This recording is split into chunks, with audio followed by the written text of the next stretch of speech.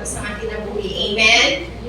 And i-enable yun ta sa Lord mga igsuon nga padayon ta makapaningkamot para sa itong pamilya, mga provide, even pa man sa itong mga ambition, sa itong mga gusto sa kinabuhi. And now, this is the time nga balikan nato ang Lord no, sa iyahang gibuhat sa itong matagusang kinabuhi.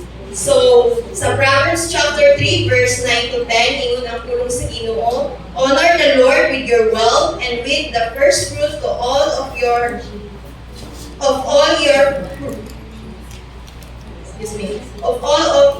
produce, that your barns will be filled with plenty and your vats will be bursting with new wine. Sa Cebuano, basahon ako, pasidunggi ang Ginoo pinaagi sa paghalad kaniya sa unang bahin sa tanan mong abot. Kung himuon mo kini, maghinubra ang mga abot diha sa imong mga kamali, o manubra ang bagong bino sa imong mga sudanan. So, klaro ang ulong sa Ginoo mga igsuon na kinahanglan na i-honor nato ang Lord. So, ingon dira sa Cebuano ang pag-honor sa Lord is pasidunggan, no? So, tanan nato mga butang, no? Na ato ang gaka-produce mga butang ang ihatag si Lord. Kaya naman, first is to acknowledge na ang Ginoo lang yun ang source sa tanan.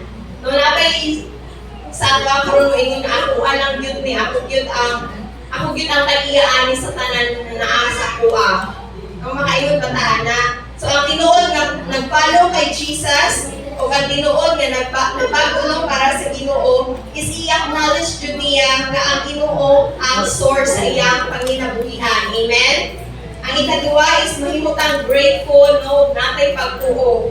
Kung grateful ta dira sa Ginoo mga igsuon, giving the first part should trust that God will bless the remaining harvest. So, dili ka magalaka. No, dili ka magalaka kung natin pagtuo sa Ginoo. And third is, mo nang ginaingon nga, honor nato ang Lord, no? Gingon sa pulong sa Ginoo. Na ato siyang pasitunggan. So, kinsay ready nga pasitunggan ang Ginoo sa iyang mga abot.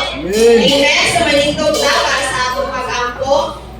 No, gunita nato atong mga tithes and offering na wallet kung naaman. Heavenly Father, salamat kay Ginoo sa imong pusog nga gihatag sa amoa, sa imong walay bukas nga paghigugma ug pag-remind ka namo Lord na ikaw ang source sa tanan namong panginabuhian, O God.